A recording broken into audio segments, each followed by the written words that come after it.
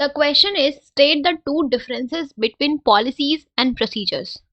तो अगर हम बात करें difference between policies and procedures की, तो पॉलिसीज और ये होगी आपकी प्रोसीजर्स। तो सबसे पहले पॉलिसीज क्या होती है? तो पॉलिसीज आपकी ऑर्गेनाइजेशन के जो भी सिचुएशंस होती है, जो भी प्रॉब्लम्स होती है, उसको हैंडल करने का अपना खुद का तरीका होता है पॉलिसीज। ठीक है, it is a general response to organisation problems और सिचुएशंस। ठीक है, और अगर हम बात करें प्रोसीजर्स की, तो प्रोसीजर्स क्या होती है? ये आपकी एक क्रोनोलॉजिकल सीक्वेंस ऑफ स्टेप्स होती हैं किसी भी काम को, किसी भी एक्टिविटी को परफॉर्म करने के लिए। ठीक है, तो जो आपकी आप लिख सकते हो कि जो पॉलिसीज है, they are general response to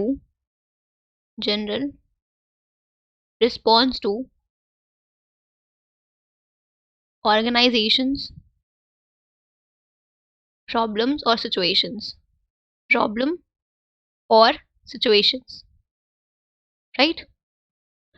अगर हम बात करें प्रोसीजर्स की, तो they are it is a chronological step by step sequence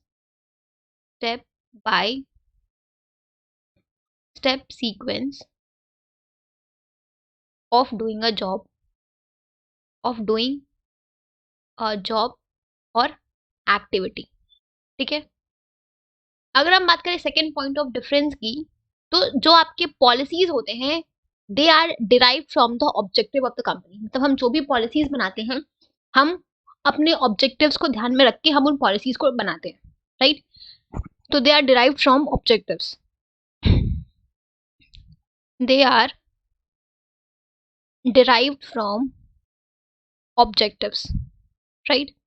अगर हम बात करें प्रोसीजर्स की, तो प्रोसीजर जो होते हैं, they are required for the implementation of policies. ठीक है, पॉलिसीज को इम्प्लीमेंट करने के लिए हम जो स्टेप्स डिफाइन करते हैं, वो होते हैं आपके प्रोसीजर्स। ठीक है, so they are the steps to they are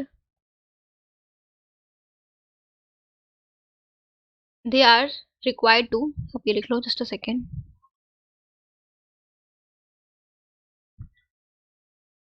they are required for implementation of policy or implementation of policy, right?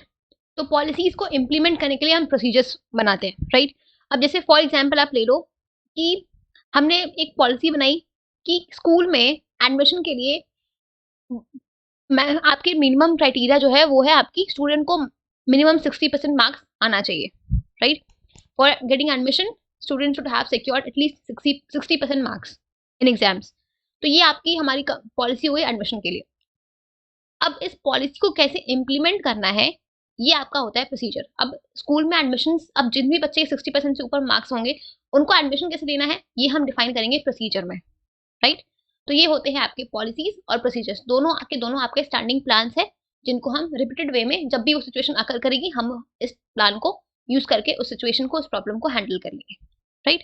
तो ये आपके पॉलिसीज और प्रोसीजर्स होती है। ठीक है, एक और डिफरेंस आप ये लिख सकते हो कि जो पॉलिसीज होती है वो थोड़ी ज्यादा रिजिड होती है, बट जो प्रोसीजर्स होते हैं वो थोड़े कम रिजिड होते हैं। ठीक है, so these are the differences between policies and procedures.